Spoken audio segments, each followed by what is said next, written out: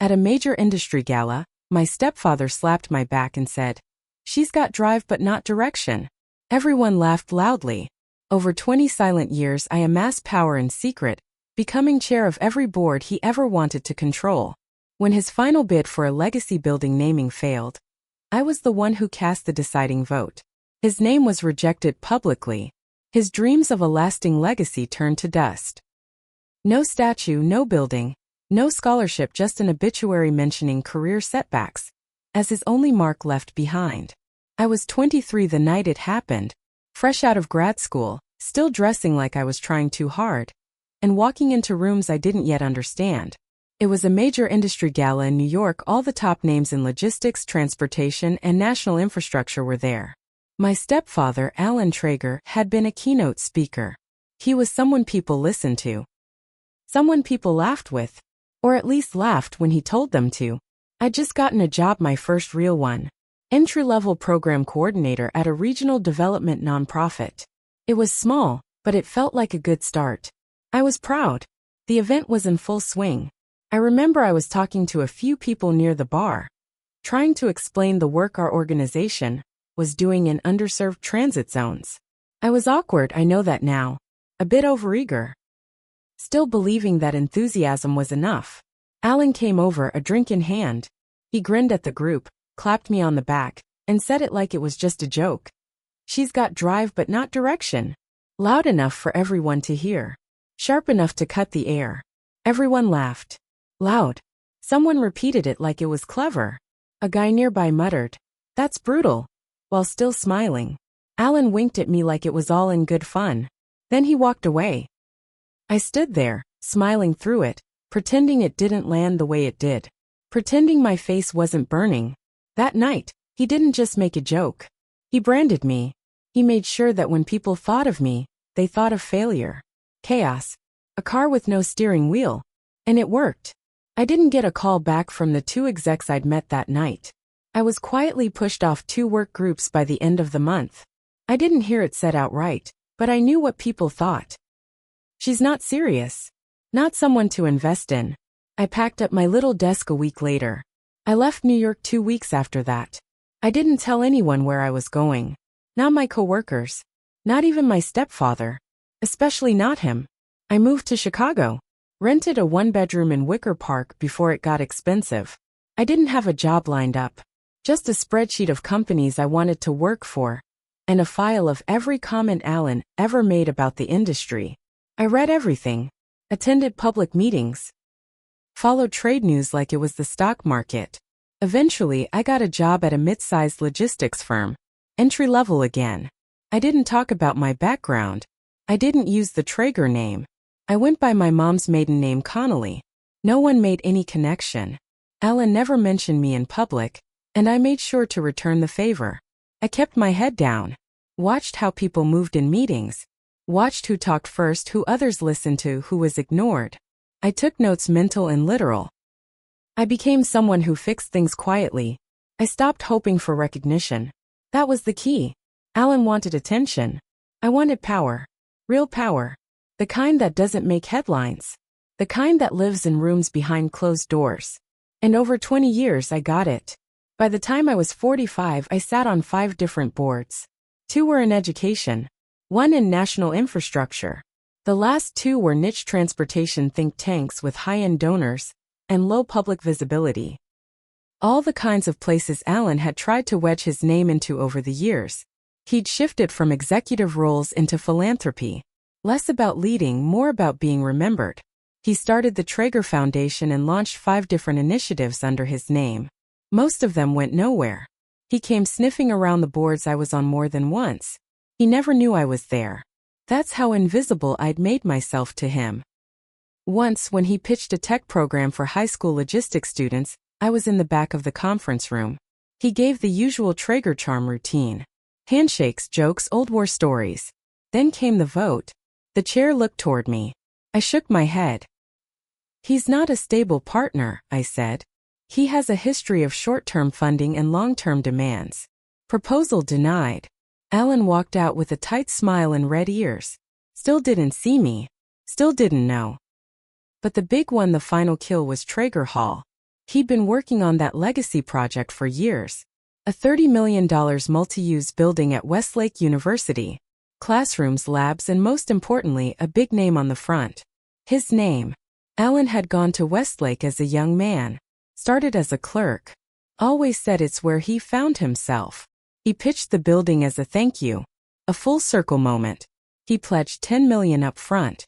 Lobbied the board hard. He didn't know I'd joined that board the year before under a different name. He never looked past the men in suits. The day of the final vote, I showed up in person. I sat near the end of the long table. Alan was across the room, talking animatedly to a few members.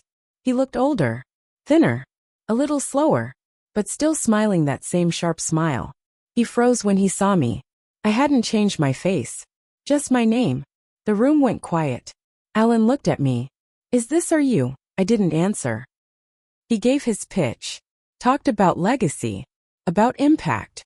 About how he wanted to give back. Then the chair opened the floor. I stood up. "My vote is no," I said. "He doesn't meet our criteria for long-term naming rights. His reputation is unstable, and there's a pattern of controlling behavior with donated funds." It was quiet for a long second. Then the chair nodded. Motion denied.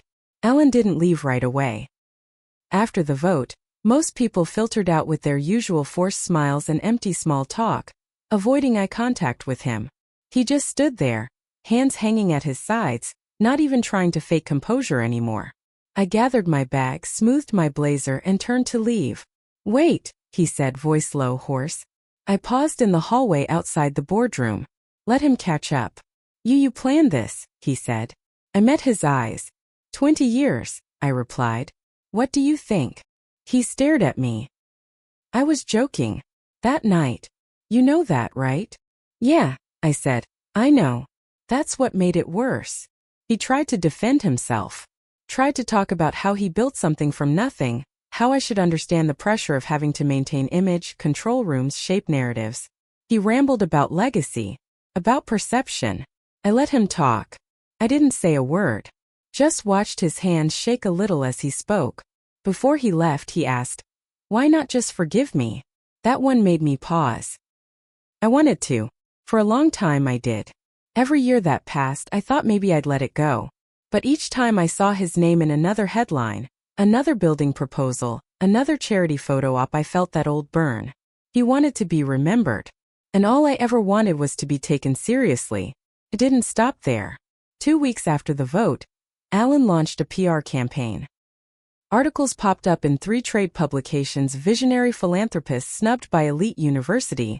What happened to gratitude? And Alan Traeger's generosity shouldn't go unrecognized. Anonymous sources blamed a vendetta from an insider with personal bias. He was trying to bait me, trying to smoke me out. It worked. People started talking. Whispers in boardrooms. Hints of political sabotage. I got calls, emails, questions I wasn't supposed to answer. 2 donors threatened to pull funding unless we cleared things up. He wanted war. I gave him silence. Then came the next move. A young woman named Marcy came forward. She worked under Alan 5 years ago, back when he ran his consulting firm. She claimed he'd pressured her into signing an NDA after she caught him doctoring proposal numbers for a federal bid. No one listened then. But now? Now there were ears. The university launched a quiet ethics review. So did one of the national logistics associations where Alan still held honorary status. He fought hard. He had lawyers, spokespeople, lobbyists. But the timing was bad. Too many people remembered the way he made decisions. The way he crushed people who didn't laugh at his jokes. Within 6 months, 3 boards dropped his name from their advisory panels. He called me once. I didn't answer. But here's the twist I didn't expect. My own name started showing up in rooms I wasn't ready for. Connolly became a whisper, then a presence. People wanted interviews, panels, media. There were requests for keynote speeches, biographical profiles. One magazine even asked me for a cover shoot. I said no. Every time. Because here's the part one didn't see coming. I didn't want what he wanted. I didn't want my name on a wall. I didn't want a building. I just wanted the silence after his name was removed. I wanted that stillness, that vacuum, and I got it. But the story's not over yet. Because now people are starting to ask, who is she? And some of those people want to know what else I've been keeping quiet. A year after the Traeger Hall vote, Alan was a ghost in the circles he used to dominate. But he hadn't disappeared. He was just quiet, which for a man like him, was more dangerous than shouting. Then came the letter. It was hand-delivered to my office at the Foundation for Transit Equity, one of the few places where I still maintained a public role. It was heavy stock paper, handwritten and signed by Alan. No threats. No apologies. Just a single line. We are alike more than you think. That's when the audit started. Not of me, of the boards I was connected to. IRS inquiries. Funding reviews. Old grants being reevaluated. Whispers that somehow, somewhere I had misused influence. Someone was pushing buttons behind the scenes. Someone who still had just enough reach to cause trouble. Alan might have been losing relevance in the spotlight, but he had decades of relationships in the shadows. That was his counterattack. He couldn't beat me publicly anymore, so he aimed lower. Then someone broke into my office. Nothing was stolen, at least nothing physical. But drawers were open. My desk was disturbed. My backup drive was missing. The security system had been accidentally offline for 4 hours due to a scheduled maintenance error. No sign of forced entry. Whoever did it knew exactly what they were looking for. And they were sending a message. You're not untouchable. I hired a private investigator. Quietly. She came back with information I didn't expect. Alan was dying. Liver failure. The real kind. No treatments left. Just time. And not much of it. He was living in a penthouse condo he used to brag about hosting senators in. Now he couldn't get past the front desk without a nurse's help. But here's the kicker. He had named a successor. A young man in his early 30s named Drew Canning. I recognized the name. Drew was a former intern of Alan's from way back. He was always ambitious, a little too slick and completely loyal. Alan was grooming him to restore the Traeger name. And Drew wasn't just planning to rebuild Alan's influence. He wanted revenge. I started getting calls from journalists, not about Alan, about me. About an anonymous tip claiming I'd manipulated votes to sink Alan's foundation. About supposed conflicts of interest. About my rise being unnaturally fast. One reporter even mentioned a file they'd received. My personnel reviews from my very first job, back when Alan blackballed me. No one but Alan could have had that file. And Drew was using it to try to do what Alan never could. Destroy me from below, instead of above. But I didn't go into this blind. Over the years I'd built more than influence. I built leverage. Old emails. Non-public audit records. Notes from conversations I'd had with men Alan destroyed when they wouldn't play his games. I kept everything. Waiting. Now it was time to use it. I didn't go to war like Alan did. I didn't scream. I didn't leak half-truths. I made a phone call. Just one. To a woman named Eva Montes, former Traeger Foundation CFO. She'd quit 10 years ago and vanished from the public side of philanthropy. Alan once called her deadweight who got too mouthy. She picked up after the second ring. I've been waiting, she said. What do you need? 2 weeks later, she and I were sitting in a quiet room with a lawyer and 2 federal investigators. We laid it all out. Old balance sheets Alan had falsified. Proof of donations redirected into political action committees. The NDA Marcy had been forced to sign? We found 4 others just like it. They weren't isolated cases. It was a pattern. A career of manipulation, intimidation, and fraud disguised as executive edge. By the end of that month, Drew Canning's office was raided. Computers seized. 2 staffers flipped within 48 hours. Turns out, Drew had used Traeger Foundation money to fund an influence strategy aimed directly at discrediting me and several others Alan had quietly blacklisted over the years. Publicly, it hit the news cycle fast. Legacy in flames. Investigators probe Alan Traeger's philanthropy empire. Drew was arrested. Tried to cut a deal by blaming it all on Alan. But Alan, too sick to testify, too proud to confess, remained silent. His final months were a slow fade in a hospice bed, alone except for rotating nurses. He never saw another boardroom again. No more interviews. No redemption tour. Just court filings and headlines. I didn't visit him. Not even once. But I sent flowers. The card just said, "Still no direction, huh?" He died 3 days later. His obituary ran short. Under 300 words. No buildings named after him. No foundation left. No scholarships. Just a mention of career setbacks and legal inquiries into his philanthropic activities. The world moved on. And as for me, I didn't put my name on anything either. I still sit on the same boards.